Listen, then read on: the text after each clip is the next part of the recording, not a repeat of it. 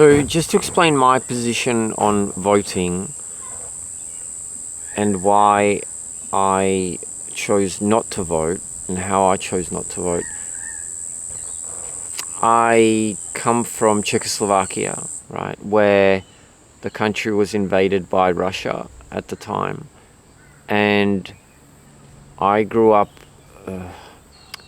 with every fellow Czechoslovakian knowing that the Russian government had taken over our politicians, and therefore voting and believing in politics was just a ludicrous concept, that you're just voting for some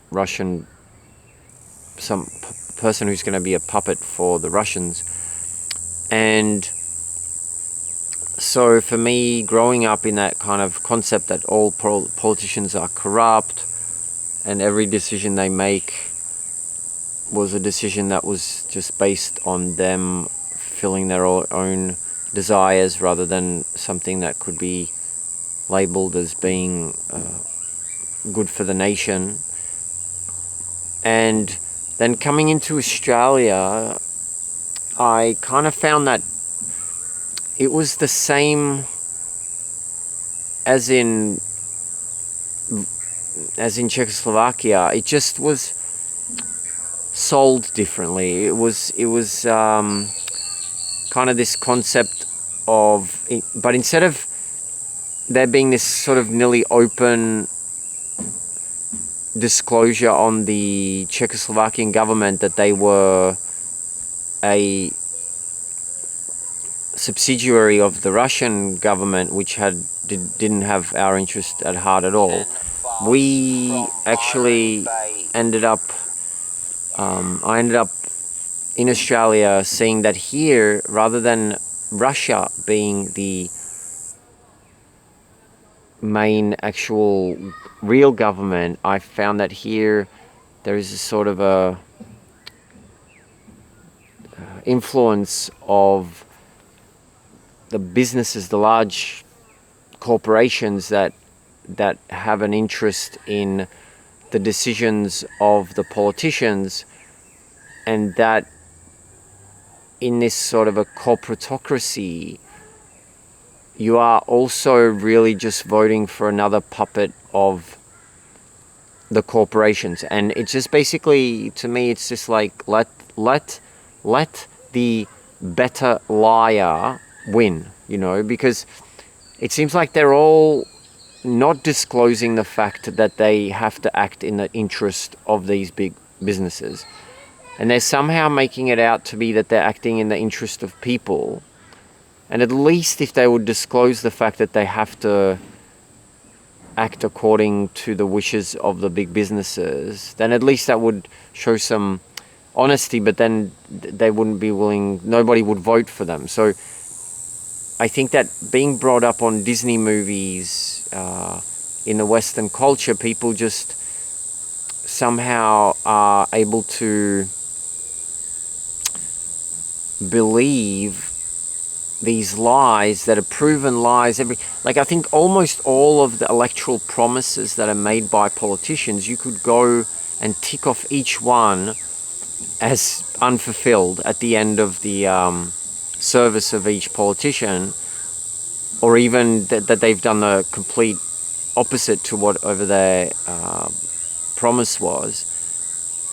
And with each politician, there comes this illusion of like, well, this guy's going to fix it, this guy's going to be honest. But I think since it seems that every politician in every government in the world is corrupt and has always been so, just because of the nature of politics, whether it's in communism, socialism, or capitalism, or in the kingdom, it's all corrupt. It's all people serving themselves, doing things that benefit them financially, rather than benefiting the nation. In Czechoslovakia, in the Czech Republic now, we've gone back to capitalism, which is what we always were prior to the invasion. And because the people are aware of all these tricks that the government does, like selling public assets. So The government charges people tax. The nation pays trillions in tax. And then, in any country. And then the government just happily sells it to a private company, especially one overseas, like as is the case quite commonly in Australia. In the Czech Republic, they can't get away with that. So what happens is, in the Czech Republic, if a public asset is sold, it's sold only after there being a consultation with the public, and then the public, each and every living person, even in utero, is given a share, an equal share of that public asset, the value of that public asset. So it's evenly distributed. Like, there's a public asset, we're selling it, we all decided to sell it, we're going to sell it, it's sold off, here is the money for that, distributed evenly amongst the whole population that paid for that asset. In Australia, when they sell off a public asset, nobody gets a dime, nobody gets a cent. It's like this amazing thing of like, oh yeah, we'll charge all the population all this tax, spend it all on buying this asset, and then we'll happily just sell it and give it to some private company, and you will not actually benefit from that. It'll just go further towards whatever the government decides to do with it. That doesn't go towards the people. And so I would say, yeah, all politicians are corrupt, and if one is to vote just to vote a less corrupt politician, then that's hard to do also, because they have to conform to their leadership, which in communism is the Communist Party, whatever their interests are. And in capitalism, it's the corporatocracy and the corporations that actually, like Blackwater and all that have that huge influence on the politicians. So no matter who you put in there, it's like a liquid, and that liquid will form whatever shape it's poured into. And that's sort of like what the politician is. You can choose any liquid, any politician, but when they fall into that mold that they have to fulfill, they'll all do the same, because the actual corporatocracy is the one in charge doing it. And so it's an absurd concept to vote, because you're just voting for somebody, and it doesn't really matter who's going to feel like a liquid, that shape, that they're all going to be that same shape anyway. They might just present it differently and might be nicer. So they might say, instead of we're going to war, they might say everyone wants peace, and it is in the interest of peace that we are entering war, and we must continue this war because it is a war for peace. And it's a much better way of selling it than telling people, oh, lots of people are going to die, we're going to spend trillions of dollars of your tax that you've earned, hard-earned tax, on blowing up these families and people in this other country, and we're doing it because it's a good business for the military, for the armament industry.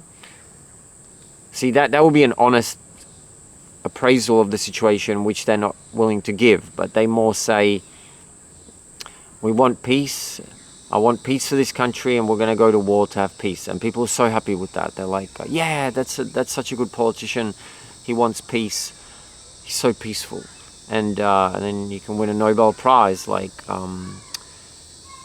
Bush did, for Nobel Prize for peace for bombing the Iraq and things like that. So that's my view of politics, and that's why I don't vote.